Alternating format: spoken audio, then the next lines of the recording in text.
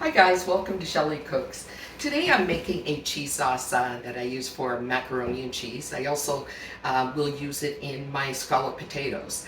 And what's a little different about this one is that I actually freeze it, which is why you see so much cheese here that's grated. I'm not quite sure how many pounds that I have here, but I'll be sure to include the measurements and all the ingredients down below.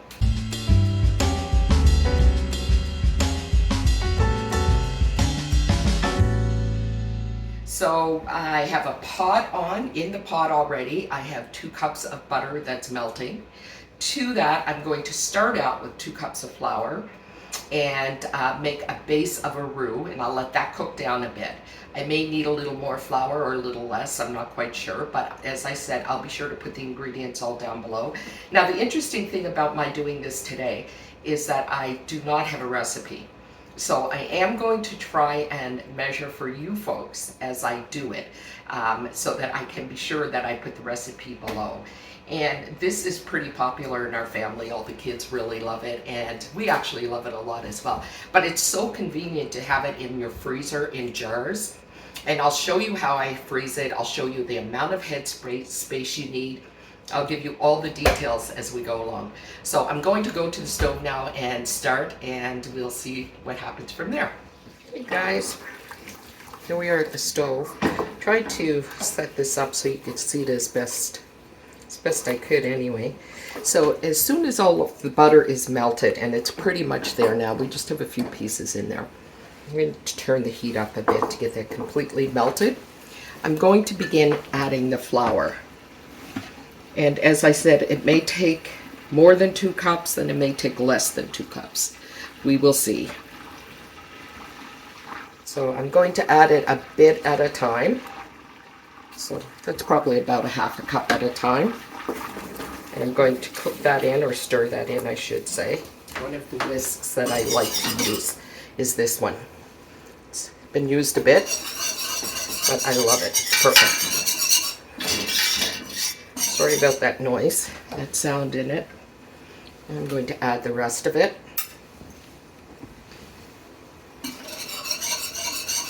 we'll stir this here in. And we're going to, as we stir it in, we just make sure that we've stirred it in and it's smooth.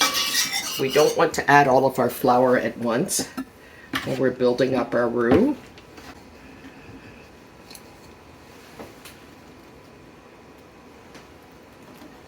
That was a little more than half, but that's all right. We'll take our time and stir it in.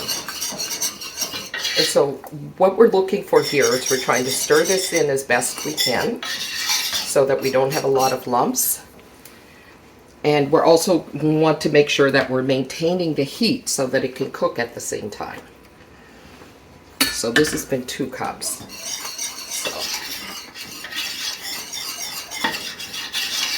We're going to go with that. So so far in this, we have 2 cups of butter and 2 cups of flour. Now I'm going to let this cook for a bit. Probably a good 5 minutes, because I want the raw taste cooked out of that flour. So it's been about 4 minutes so far. And I just wanted to show you how you can see the flour is cooking. You'll see that it's actually changing color a bit when we turn that. You can see the color changing a bit. I hope you can anyway. So we know that our flour is cooking. I'm going to give it another minute. My nieces especially really like this. And as I said, when we make it, it's a big hit here as well. But since you're making one batch, it's just as easy, guys, to grate the flour, grate your cheeses, and just add everything. There's the timer for the 5 minutes that I had set. Grate the cheeses and just do a bulk batch of this sauce. And freezing it ensures that it stays safe. You could probably freeze it in other ways, but I actually freeze it in my jars. And I make sure that we leave a lot of space for it. So I will have the, just come up to about the shoulder here, because I know that once it freezes, it's going to get bigger in volume. And I want to make sure that the jar doesn't explode. So I always leave a lot of space for it here. which by the way I did weigh, and that is 9 pounds of cheese. And I have cheddar cheese, Gouda, Gruyere, and a white cheddar. So orange cheddar, white cheddar, Gruyere, and Gouda. So lots of little bits and pieces of cheeses. But these will give you a great product. I always add a little bit of dry mustard powder as well in my cheese sauce, and a little bit of nutmeg. That looks good.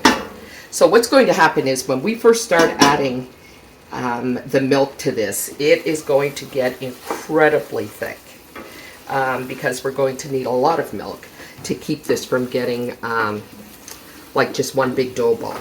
So I'm going to start by adding a lot of milk to this. And this here, the milk I'm adding right now is just a 2%, just to let you know. And I also have some canned carnation milk. Normally I add cream. I've also added carnation milk before.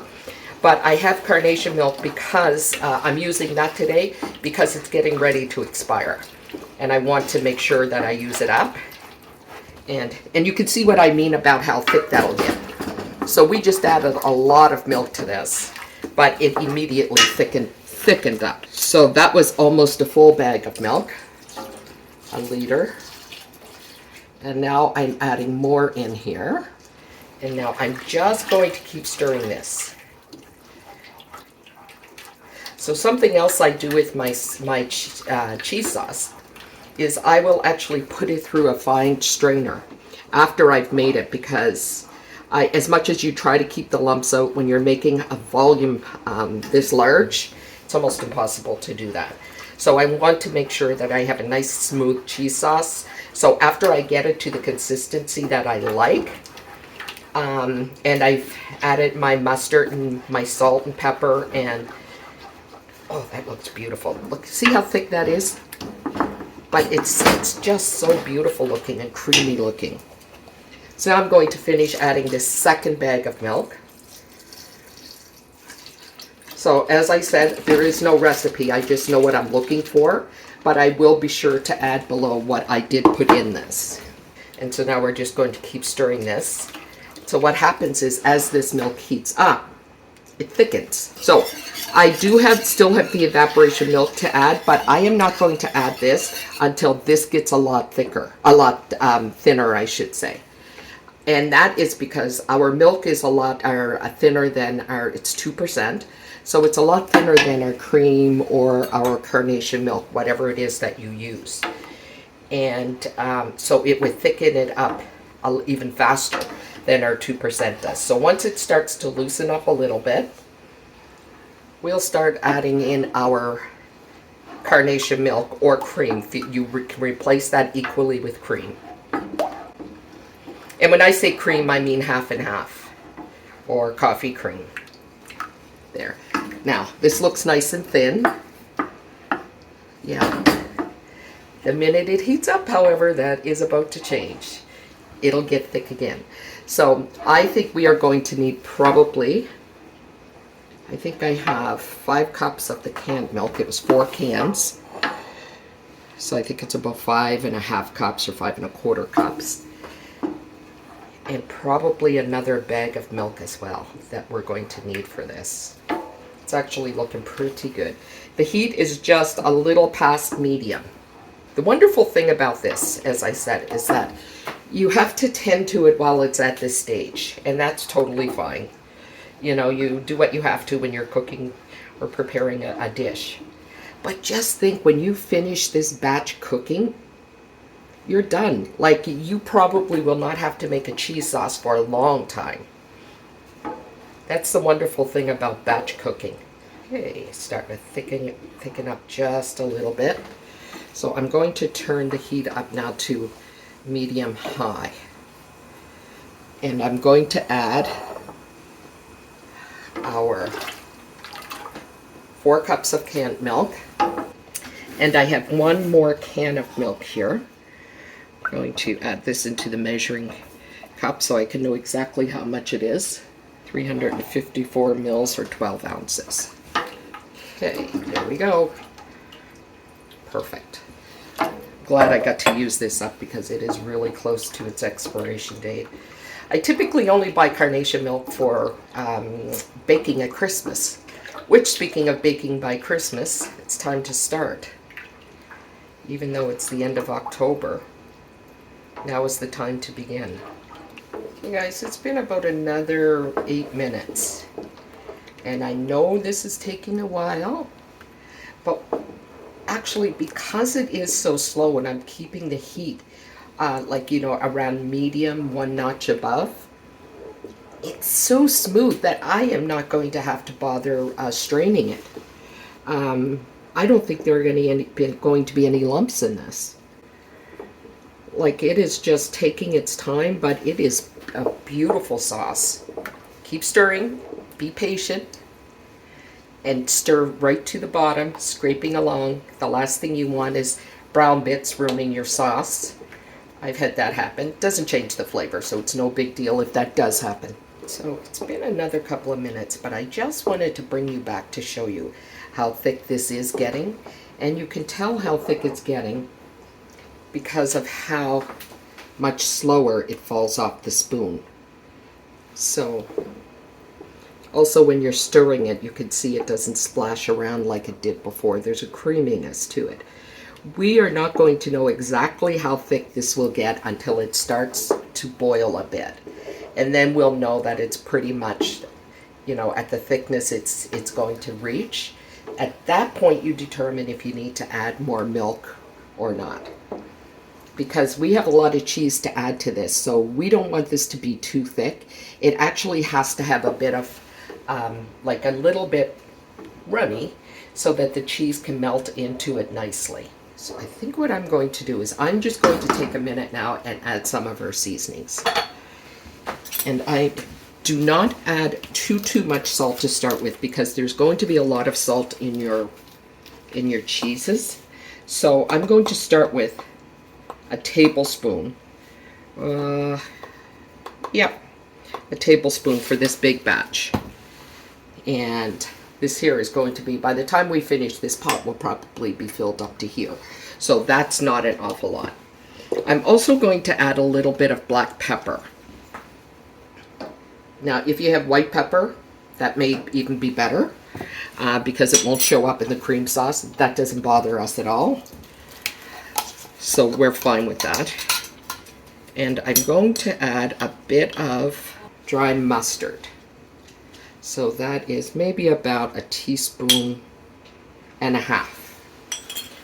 Now all of these measurements may change as I taste this as it goes along. I'm going to give this a little whisk because we still need to be careful that we don't allow this to burn.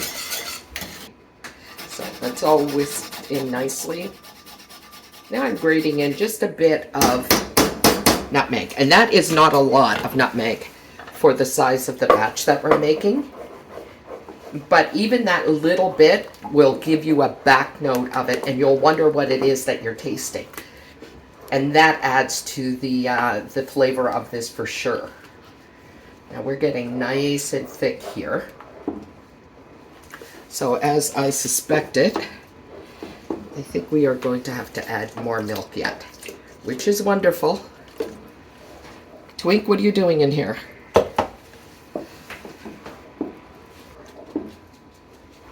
that's so nice. I love these spatulas. People have heard me rave about them for a while, which is why I always include it below in the things that I like. I think one day I may do a video on my favorite kitchen tools and utensils, because I sure do have some. But what I like about this is that it's not silicone, so it's not a plastic, and it's not in your food for a long period of time while you're stirring at a higher temperature. It's wood. And it scrapes along the bottom beautifully. I'm going to add a little more milk. So I'm almost at 3 bags of milk, or 3 liters. A lot. I keep saying to you, a lot. But you will so be thankful for this when it's all done. And you can put this in your freezer and just pull it out when you need it. So guys, I tried this and I actually think we're going to bump up the seasonings a bit. Which is why it's nice that you get a chance to change that. Another teaspoon. And I'm actually going to add another 2 teaspoons of salt. Okay. And I'm going to grab my whisk for this and whisk this in. And I finished off that other bag or liter of milk as well. That's in there now. So we want to make sure that, especially that mustard, is stirred in there nicely and we don't have clumps of it, okay? And I think that's perfect. Let me grab another spoon and try that again. Let me just see. I'm going to add another little teaspoon of salt. And oddly enough, I'm going to add another little teaspoon or so of mustard, because there's a little bit of sweetness in there and we don't need that. And I'm going to grate in a bit more of our nutmeg. So even though I'm not writing this down, I'll look back at the video to see what I add, and that's what I'll put in the description below, because we won't stop tasting and trying until we get it to a really good flavor level that we like. And that everyone seems to like when I make it. So this is how I do it. We still have our heat on medium. Oh, that looks so good. That looks really good. Super simple. Nothing fancy about the ingredients. But this is definitely batch cooking. I'm going to try it, but I'm going to allow that to cook down enough so those things dissolve. Okay, still going in with a tiny bit more salt and a little bit more pepper. It's funny because I don't think my nieces are big pepper fans, and I'm still going to bump it up for another teaspoon of the dry mustard powder. Okay guys, I really think that that is it. That is bang on the flavor we're looking for.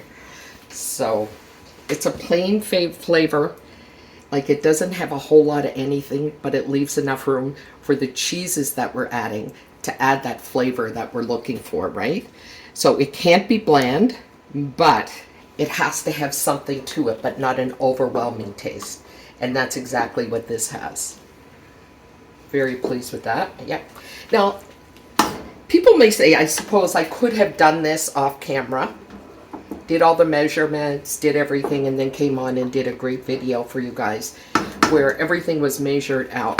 But this is kind of a bit of seeing also how you develop recipes and how you learn to taste things and add until you get what you want, the flavors you want. So that's part of the reason also why I wanted to do this on camera, so people could see that it's really easy to do that. You just simply play with the flavors until, you know, it's what you want and what you like. And you can do this, even though you have this recipe, you can by all means do this yourself as well. Okay, enough talk, going to add the cheeses. Oh gosh, we have so much cheese to add in here. What I'll often do when I have cheeses left in the fridge and I'm afraid they're going to go off or something is I will just wrap them up in parchment paper and throw them in my freezer. And I have a bag in there that I keep of just my cheese and then I'm able to put them all together in this. And here's our cheddar. Okay, we had a bit of cheddar in that first batch as well. I think we're going to be having mac and cheese tonight for dinner. Roast chicken and some veggies. Leftover roast chicken. So we're just going to stir this in, take our time, and let this melt down. Don't be afraid when it's all stirred in, if it's still too thick, to add more in, okay? More milk, I should say, in. Okay guys, you see how thick that is? Okay, we are definitely going to add lots more milk to this, which is, as I said, it's really good because that means we're getting more to freeze.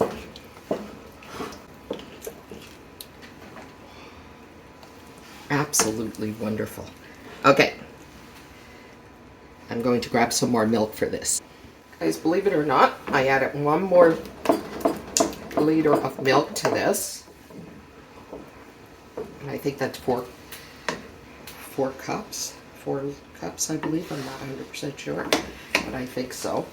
And this is exactly where we want it. That is perfect right here. So now what we're going to do is we're going to put this in our jars, leaving lots of headspace. Let it cool completely. Put the lids on and pop it in our freezer. And we have this for months and months and months. So, there we go. Let me show you how I jar it up next. Okay guys, this is our pot of cheese sauce that we made. So now it's really simple. All I'm going to do is just fill the jars. And I'm actually not really going to fill them. And I want you to see how this has thinned out a bit after the cheese has all melted in the pot. It really does thin out a lot. There. So, this is the head space I'm going to allow for this. Because I know that this is going to swell up in the jar and get in volume once it freezes, and I do not want this to crack. So I bring it just below the shoulder, about 1 inch below what they call the shoulder of the jar, and that's it. So now I'm just going to set this aside. When it cools, I will put a lid on it and a ring and put it in the freezer, and whenever I need it, it's there. So it's a really good way to batch cook the cheese sauce. And as I said, I use it for, of course, macaroni and cheese, but you can also use this, if you want to, for scalloped potatoes. The thing that you will notice, however, when you take it out of the freezer and you let it defrost and you put it in your pot, because this is how you're going to reheat it, to use it in whichever way you want, you will put it in your pot to warm it up. You will have to add, yet again, more milk to thin it out, to get it to the consistency that we have here, because it will thicken up yet again. And this is the perfect consistency right here that we have. So I'm actually gonna close the video up now. It's getting a little late for us here. I have a pot on to put some macaroni, and we are going to have this for dinner as well, as I said. So thanks so much for joining me. The recipe will be down below. I'll put in exactly what I put in so you don't have to see all the fiddling I did. It really is an absolutely delicious sauce, even to have it for children's lunches. It's great to have the convenience of this, that you can just cook some pasta, throw some cheese sauce on it, and that's a child's lunch for school. So all kinds of things that you can do with this. And this is, I think, a 16-quart pot, and we have it up to here. So you've just made enough cheese sauce to last you for a long time in one fell swoop. Thanks so much for joining me. Take a second, guys, please, and subscribe, and we'll see you in the next one. God bless. So I just want you to see just how creamy this looks and how beautiful it is.